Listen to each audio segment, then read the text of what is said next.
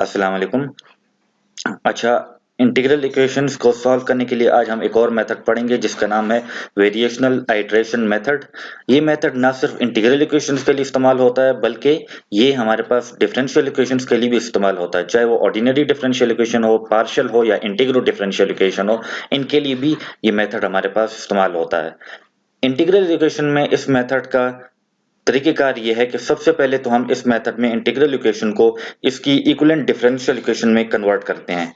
मतलब सबसे पहले स्टेप में हम इस इंटीग्रल इक्वेशन को डिफरेंशिएट करते हैं। उसके बाद हम ये करते हैं, कुछ रिप्लेसमेंट करने के बाद हम ये आइट्रेशंस करते हैं। जिस तरह आप इस मेथड के नाम को ही देख सकते हैं कि इस मेथड का नाम है हमारे पास वेरिएशनल आइट्रेशन मेथड। मतलब इसमें आइट्रेशन हमारे पास इस्तेमाल होती है। आइट्रेशन का शायद मैंने आपको पहले भी बताया था कि आइट्रेशन क्या होता है। जब हम एक प्रोसेस को हम बार बार रिपीट करते हैं जब तक कि हमें हमारा मतलूबा नतीजा नहीं मिल जाता, उस वक्त तक अगर हम एक प्रोसेस को रिपीट करते जाएं तो वो प्रोसेस हमारे पास क्या कहलाया जाता है, आइट्रेशन कहलाया जाता है। तो अगर हम इस वेरिएशनल आइट्रेशन मेथड को अगर हम फ्रेडहोम इंटीग्रल इक्वेशन के लिए इस्तेमाल करेंगे तो ये मेथड फिर फ्रेडहोम इंटीग्रल इक्वेशन के लिए इफेक्टिव या मौसर उस वक्त साबित होगा अगर इसमें जो उस फ्रेडहोम इंटीग्रल इक्वेशन में जो कर्नल है ना वो सेपरेबल हो। सेपरेबल मतलब जिस तरह यहाँ पर लिखा हुआ है ना कि इस कर्नल को हम दो फंक्शंस की प्रोडक्ट में लिख सके, एक फंक्शन x का हो और दूसरा फंक्शन हमारे पास t का हो। ठीक है, तो इस मेथड को हम अब एक्सप्लेन करते हैं। तो इसके लिए आप सेकंड काइंड वाली फ्रेडहोम इंटीग्रल इक्वेशन की स्टैंडर्ड फॉर्म कंसीडर कर लें, जिसमें हमारे पास ये अजम्पशन है कि ये कर्नल जो है ये सेपरेबल है। मतलब ये कर्नल बराबर है g of x into H of T के। तो इस स्टैंडर्ड फॉर्म में आप कर्नल को की वैल्यू पुट कर दें, मतलब g of x into H of T ये वैल्यू पुट कर दें।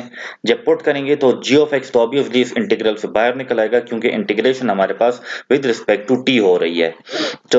तो जब आपने ये g ऑफ x इंटीग्रेशन से आप बाहर निकल आया तो फिर आप इस इक्वेशन 2 को, मतलब इस इक्वेशन को आप क्या करेंगे, with respect to x differentiate करेंगे। तो ये f को भी डिफरेंशिएट करेंगे और ये तो कांस्टेंट होगा ना, मतलब इंटीग्रेशन तो विद रिस्पेक्ट टू x हो रही है और ये तो एक कांस्टेंट वैल्यू आएगी अगर ये इंटीग्रल एग्जिस्ट करे। तो इस पर तो डेरिवेटिव अप्लाई नहीं होगा, इसको तो हम एज अ कांस्टेंट ट्रीट करेंगे। तो ये मतलब f dash of x plus g dash of x into this integral ये हमारे पास आ जाएगा। फिर जब हमने इस इंटीग्रल इक्वेशन को डिफरेंशिएट कर दिया तो डिफरेंशिएट करने के बाद अब अगला स्टेप ये होगा कि आप, मतलब ये जो सारे टर्म्स है ना, मतलब u प्राइम ऑफ ये राइट हैंड साइड को आप लेफ्ट हैंड साइड पर शिफ्ट कर दें। मतलब राइट हैंड साइड 0 हो जाएगी और जो सारे टर्म है वो लेफ्ट हैंड साइड पर शिफ्ट हो जाएंगे। और उसके बाद आप ये करोगे कि x को आप s से रिप्लेस करोगे और t को आप r से, मतलब इस इक्वेशन में जो वेरिएबल x है उसको आप s से रिप्लेस कर दो और t को आप r से रिप्लेस कर दो। जब आपने रिप्लेस कर दिया तो मतलब ये हमारे पास इसका एक करेक्शनल फंक्शनल, मतलब इसको हम एक आइट्रेशंस के फॉर्म में लिखेंगे। मतलब ये जो सारा टर्म है ना इसको हम यहाँ पर लिख लेंगे, मतलब इस तरफ लिख लेंगे और यहाँ पर होगा un+1 of x is equal to un of x minus this value. ठीक है ना। तो ये जो करेक्शनल फंक्शनल होगा, मतलब इसकी मदद से हम इस फ्रेडहोम इंटीग्रल इक्वेशन की सॉल्यूशन मालूम करेंगे। और इस मतलब ये आइट्रेशन हम करेंगे ना, तो आइट्रेशन उस वक्त तक करते जाएंगे जब तक हमें मुनासिब वैल्यू नहीं मिल जाती। और इसमें जो इनिशियल अप्रोक्सीमेशन है, जीरोथ अप्रोक्सीमेशन या इनिशियल अप्रोक्सीमेशन आप बोलो, तो आप कोई सिलेक्टिव सा फंक्शन आप ले सकते हो, कोई भी आप किसी भी किस्म का आप सिलेक्टिव फंक्शन ले सकते हो। फिर जब आखिर में, मतलब जब आइट्रेशन हम करते जाएंगे ना तो एक हमारे पास जनरल सी फॉर्म बन जाएगी, मतलब इन टर्म्स ऑफ n हमारे पास एक जनरल फॉर्म बन जाएगी। और उस वो जो फॉर्म बन जाएगी हमारे पास, तो उससे हम यूएनएफएक्स को वैल्यू को हम कैलकुलेट करेंगे लेंगे या उसको हम एक अंदाजा लगा लेंगे। जब हमारे पास यूएनएफएक्स की वैल्यू आ जाएगी तो उस पर हम limit n approaches to infinity apply करेंगे। जब हम उस पर limit n approaches to infinity apply करेंगे फिर हमारे पास एक प्रॉपर सॉल्यूशन आ जाएगी। हमने इंशाल्लाह अगर वो जो यूएनएफएक्स की वैल्यू अगर वो कन्वर्जेंट है तो इंशाल्लाह उसकी हमारे पास क्या हो जाएगी, एक सॉल्यूशन जरूर आएगी हमारे पास।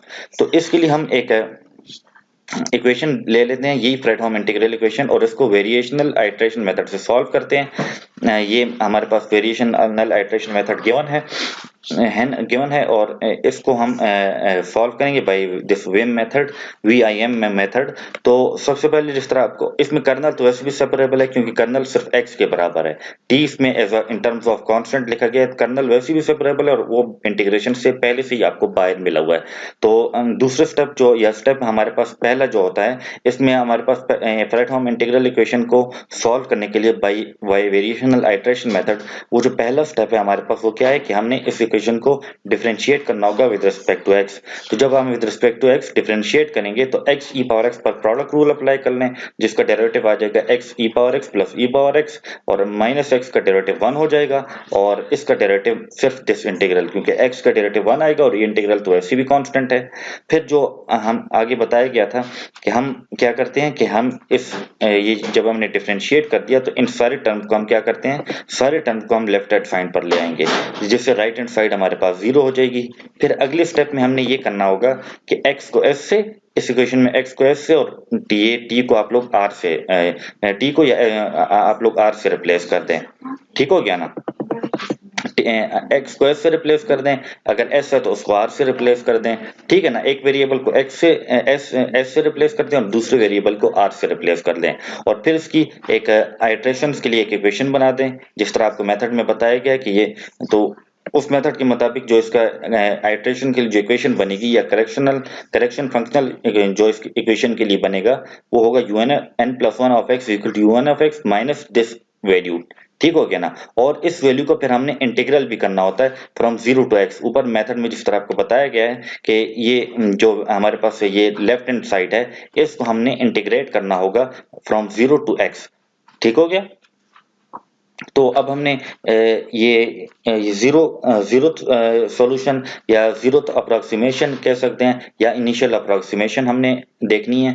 तो अगर आप u नॉट ऑफ x, अगर आप इस u ऑफ x में अगर आप x की वैल्यू 0 पुट कर लो तो आप देखते हो कि यहाँ पर x की वैल्यू 0 पुट करने से u ऑफ 0 क्या आएगा, 0 ही आता है हमारे पास।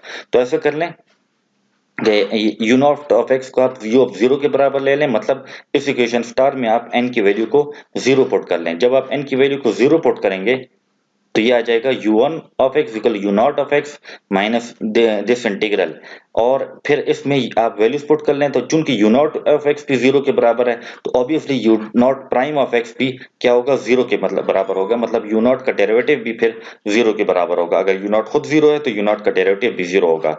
तो ये टर्म भी 0 हो जाएगा, ये वाला, और ये वाला टर्म भी 0 हो जाएगा और ये वाला टर्म भी 0 हो जाएगा। क्या रह जाएगा, मतलब इस इंटीग्रल में जो हमारे पास रह जाएगा वो होगा minus S E power S minus ई पावर एस प्लस 1।